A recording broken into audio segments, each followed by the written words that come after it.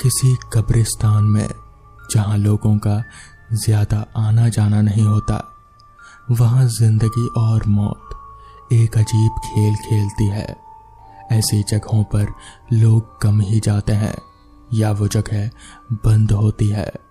तब इन जगहों पर कुछ शैतानी ताकतें अपना कब्जा जमा लेती हैं। इन बुरी और शैतानी आत्माओं को इस बात से कोई फर्क नहीं पड़ता कि तुम किस जाति या किस धर्म से हो। उनको बस इस बात से फर्क पड़ता है कि तुम इंसान हो या नहीं, और इस वजह से वो शैतानी ताकतें उन्हें बहुत तकलीफ पहुंचाती हैं। तो ये बात है उस वक्त की जब मेरे एक दोस्त को पता चला कि मैं भूत प्रेत में काफी दिलचस्पी रखता हूं। तो इस सिलसिले में मेरे दोस्त ने मुझे एक जगह पर मिलने के लिए बुलाया। तो मैंने कहा, तेरे घर पर आऊं या बाहर कहीं मिलना है? तो इस पर उसने कहा, बाहर मिलता है, मैं तुझे एक इंसान से मिलाऊंगा। उसके ये कहते ही मुझे पता चल गया कि वो किस बारे में बात कर रहा है। उसने घर के पास एक छोटे से ढाबे पर बुलाया। मैं वहां गया तो वो मेरा पहले ही इंतजार कर रहा था। वहां बैठकर हमने चाय और पराठे का ऑर्डर दिया और फिर एक इंसान और आया जिसके बारे में दोस्त ने कहा था। वो भी आकर हमारे पास ही बैठ गया। उसका नाम मनोज था। मनोज उम्र में हमसे काफी बड़ा था। मनोज उत्तराखंड के हल्द्वानी शहर का रहने वाला है। उसको देख मैं थोड़ा हिल सा गया।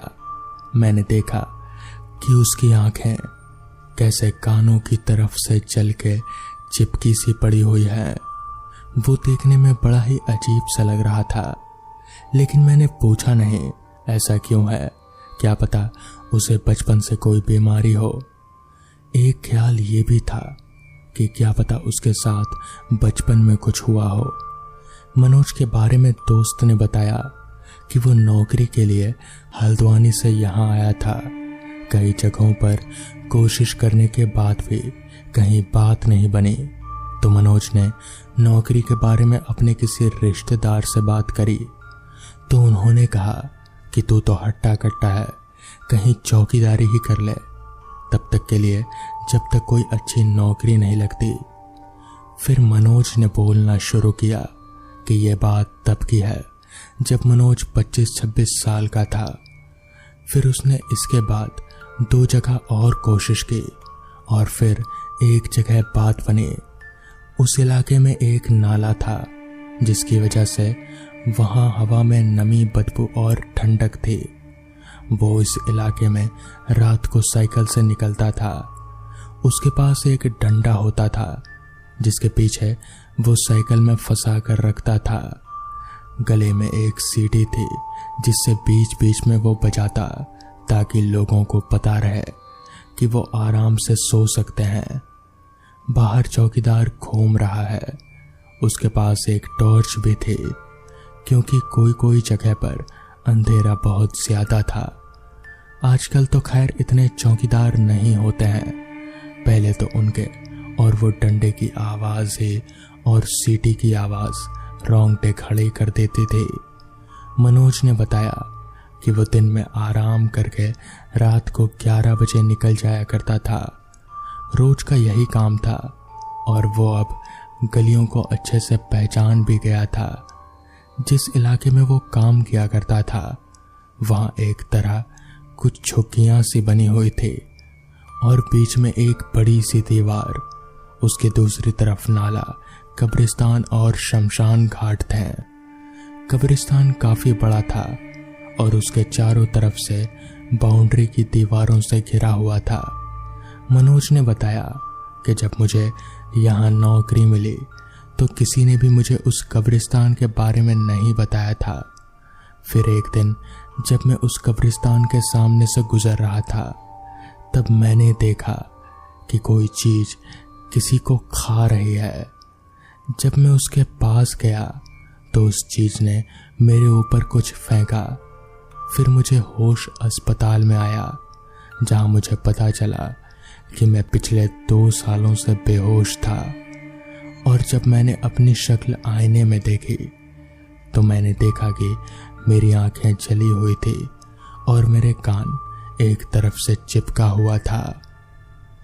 तो दोस्तों, चलिए बढ़ते हैं आज की दूसरी कहानी की ओर।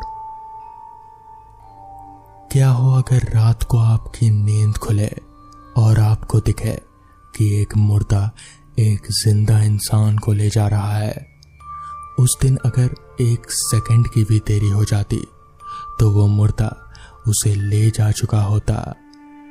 ये कहानी हमसे विमल ने शेयर की है। ये कहानी हिमाचल के कांगड़ा जिले की है। आगे की कहानी विमल की जुबानी। जब मेरे दोस्त के दादा की मौत हुई, ये साल 1998 की बात है, तब हिमाचल के इस इलाके में माना जाता था कि जिस घर में किसी इंसान की मौत हो जाए उस घर में सबको रात भर जागे रहना होता है। और इसके पीछे का कारण ये था कि अगर लाश के पास बैठे लोग अगर सो जाते हैं तो मुर्दा उठ खड़ा होता है और अगले दिन जहां मुर्दे को जलाने वाले होते हैं वहां जाकर जितने भी घर के लोग होते हैं उनकी चिता बनाता है और वापस घर आकर सबको बारी बारी से उनकी चिता पर ले जाकर जला देता है। इस दौरान ये भी हो सकता है कि मुर्दा किसी को ले जा रहा है तो उसकी आंख खुल जाए तो उठ जाए, लेकिन ऐसा होता नहीं था। और उसका भी एक कारण था जिसे पहाड़ी भाषा में मुर्दे का जाल बोलते हैं, मतलब वश में कर लेना। लेकिन जिंदा इंसान उस मुर्दे के वश में तब तक होता है जब मुर्दा उसे घर की दहलीज के बाहर ले जा सकता है। और इस अनर्थ को रोकने के लिए नगाड़े वालों को रखा जाता है जो हर थोड़ी थोड़ी देर में नगाड़ा बजाता है ताकि घर का कोई भी सदस्य सो ना पाए। लेकिन उस दिन कुछ अलग सा हुआ। मौत रात को देर से हुई थी और घर भी गांव से दूर था और उस वक्त मोबाइल टेलीफोन वगैरह नहीं होते थे, तो किसी रिश्तेदार को भी नहीं बुला पाए, इसलिए बहुत कम लोग ही आ पाए। और जैसा मैंने आपको बताया, वो रात थोड़ी अलग थी। एक एक करके घर के सब लोग सोने लग गए, यहाँ तक कि नगाड़े वाला भी सो गया। और फिर वही हुआ जिसका डर था। मुर्दा उठ खड़ा हुआ और शमशान जाके सबकी चिता बनाने लगा। कई बार आपने भी ये चीज़ देखी होगी कि जहाँ सोने के लिए मना किया जाता है वहीं पर नींद आती है, और वो भी गहरी वाली नींद। तो अगर विमल की माने तो उस रात उन सबके साथ भी ऐसा होना शुरू हो चुका था। तब तक मुर्दा सबकी चिता बनाकर घर वापस आ गया था और अब समय था जो मैंने आपको शुरुआत में बताया।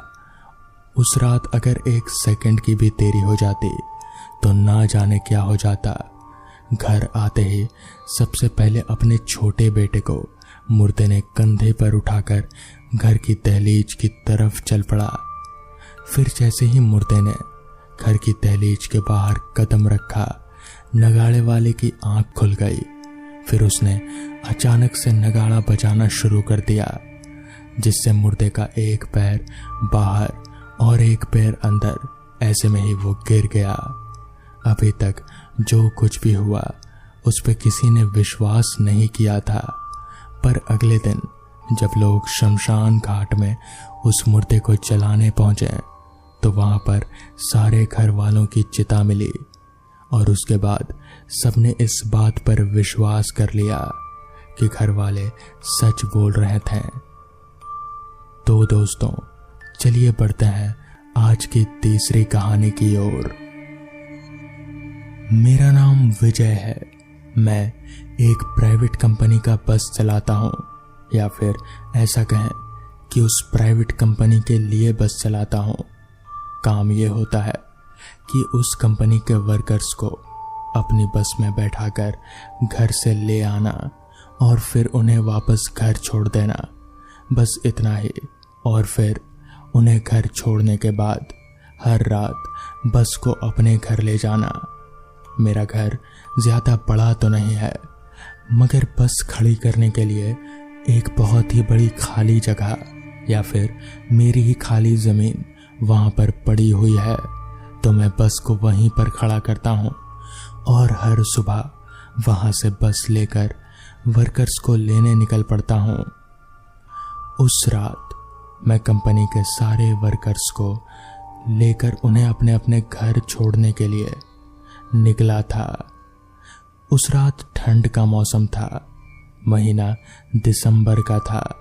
ऐसी वैसी ठंड नहीं, दिसंबर के आखिरी सप्ताह की ठंड, कड़ाकेदार और रूह कंपाने वाली।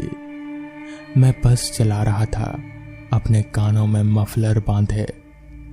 पीछे बैठे वर्कर्स भी ठंड के मारे जैसे सिकुड़ से गए थे। मैं बस को तेजी से रास्ते पर भगाता हुआ आगे बढ़े जा रहा था।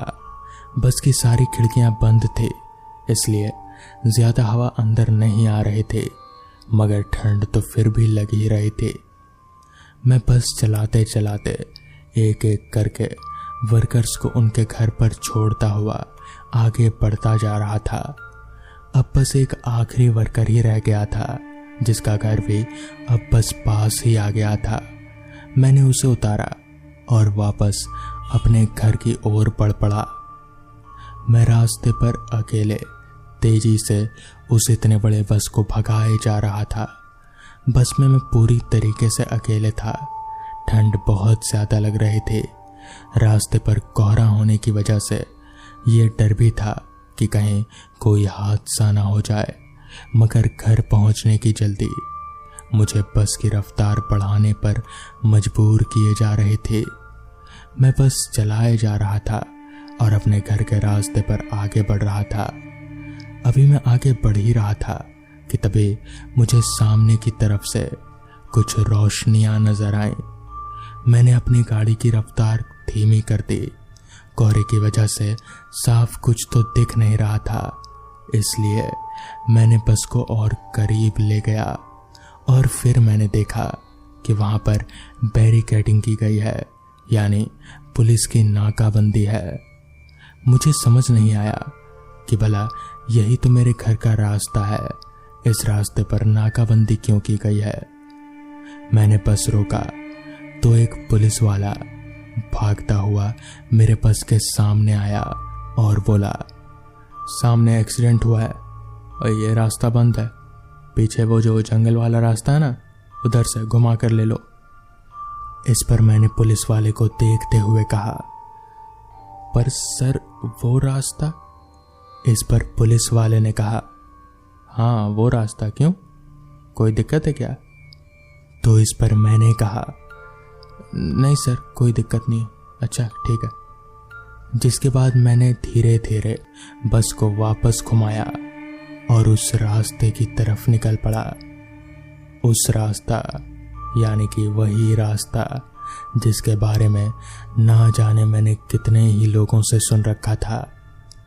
ऐसा कुछ जिसे सुनकर रात में किसी के भी रोंगटे खड़े हो जाएं।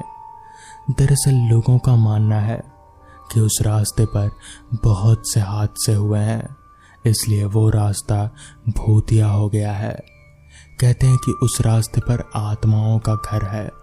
आत्माएं उस रास्ते पर भटकती फिरती हैं, एक नहीं दो नहीं बल्कि कई सारी आत्माएं। मगर पुलिस इन बातों पर विश्वास नहीं करती, और भला करे भी क्यों, उनका यही तो काम ही है। मगर मुझे इन सब चीज़ों पर पूरा विश्वास था।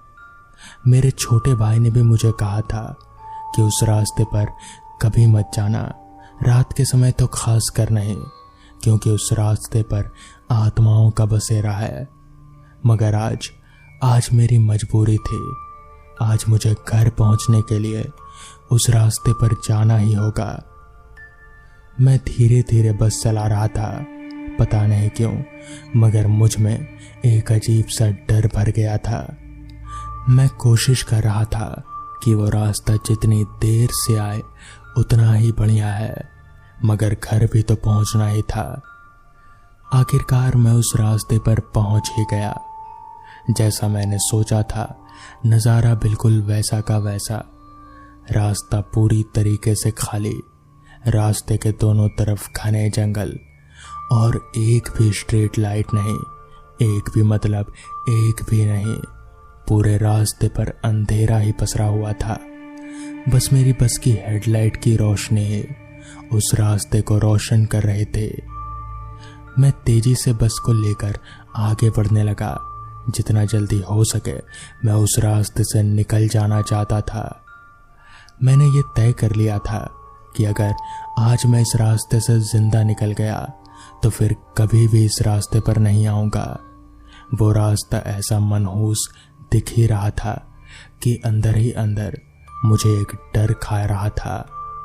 मैं बस को तेजी से आगे बढ़ाने लगा। अभी मैं बस चला ही रहा था कि तभी अचानक मेरी बस एकदम से रुक गई। मगर अजीब बात तो ये थी कि मैंने बस रोका ही नहीं, मैंने ब्रेक पैडल दबाया ही नहीं, तो फिर बस अपने आप ही कैसे रुक गई। मैं अपनी जगह पर बैठा बैठा अभी ब्रेक पैडल की तरफ देख ही रहा था कि तभी इतने में ही अचानक से बस का बंद दरवाज़ा, जो कि अंदर से बंद था, एकदम से अचानक से खुला और फिर उसमें सवारियां दाखिल होने लगी। सवारियां जिनके चेहरे इतने डरावने थे कि मेरे हाथ पैर थर थर कांप रहे थे। उनकी शक्लें इतनी ज़्यादा खौफनाक थी कि मेरे पैर ऐसे कांप रहे थे कि मैं बार बार एक्सीलेटर दबाए जा रहा था, मगर फिर भी बस आगे बढ़ने का नाम ही नहीं ले रहे थे। धीरे धीरे करके करीब 10-15 बहुत ही भयानक चेहरे वाली सवारियां एकदम से बस के अंदर आईं और अपनी अपनी सीट पर जाकर बैठ गए। किसी का चेहरा आधा कटा हुआ था, किसी की आंखें नहीं थी, किसी का पैर नहीं था तो किसी का सर ही नहीं था। मैं तो जैसे अधमरा सा हो चुका था। सीट पर पड़ा पड़ा मेरी पीछे देखने की हिम्मत भी नहीं हो रही थी। मैं बस रियर व्यू मिरर से बीच बीच में तिरछी नजर से पीछे देख ले रहा था। तभी उनमें से एक सवारी ने कहा, चलो भाई, बस इस रास्ते के आखिरी छोर पर उतार देना। मुझे समझ नहीं आया कि मैं क्या करूं। इतने में ही बस का दरवाज़ा अपने आप बंद हुआ और बस भी अपने आप ही आगे बढ़ने लगी, जबकि मैंने एक्सीलेटर दबाया ही नहीं था। बस थोड़ी आगे बढ़ी तो मैंने एक्सीलेटर को कंट्रोल किया और फिर मैं धीरे धीरे आगे बढ़ने लगा। मैं जानता था कि अगर मेरी एक चालाकी इन्हें मालूम पड़ गई तो मैं मारा जाऊंगा। इसलिए मैं बस लेकर धीरे धीरे ठीक उनके कहे मुताबिक आगे बढ़ने लगा। मैं कपकपाते हाथों से बस की स्टीयरिंग थामे हुए था और जैसे तैसे आगे बढ़ रहा था। इस बीच वो सारे सवारियां आपस में बात किए जा रहे थे। धीरे धीरे बस चलते चलते उस रास्ते के आखिरी छोर पर पहुंची। इससे पहले कि मैं बस की ब्रेक दबाता, अचानक से बस रुकी और फिर उनमें से एक सवारी ने कहा, बस बस यहीं पर। इसके बाद बस का दरवाज़ा वापस अपने आप खुला और वो सभी सवारियां एक एक करके बस से नीचे उतरने लगी। मैं चुपचाप ड्राइविंग सीट पर बैठा सामने देखे जा रहा था। तभी उनमें से जो आखिरी सवारी वो मेरे करीब आया और मेरे कंधे पर हाथ ठोकते हुए बोला, तुम अच्छे आदमी हो। मैंने पलट कर देखा तो उस आदमी के दोनों आंख ही नहीं थे और आधा सर जैसे उड़ा हुआ था। मेरी तो रूह कांप गई, मगर फिर वो भी बस से नीचे उतरा।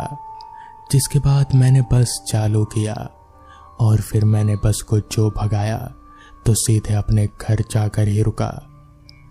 उस रात के बाद से मैंने ये ठान लिया कि मैं मर जाऊंगा, मगर उस रास्ते पर वापस कभी नहीं जाऊंगा। तो दोस्तों, ये थी आज की कहानियाँ। अगर आपको ये कहानियाँ पसंद आई हो तो वीडियो को लाइक और चैनल को सब्सक्राइब करना ना भूलें। तो मैं आपका दोस्त आर्यन जल्द ही मिलूंगा आपसे ऐसी ही नई कहानियों के साथ। तब तक के लिए अपना ख्याल रखें।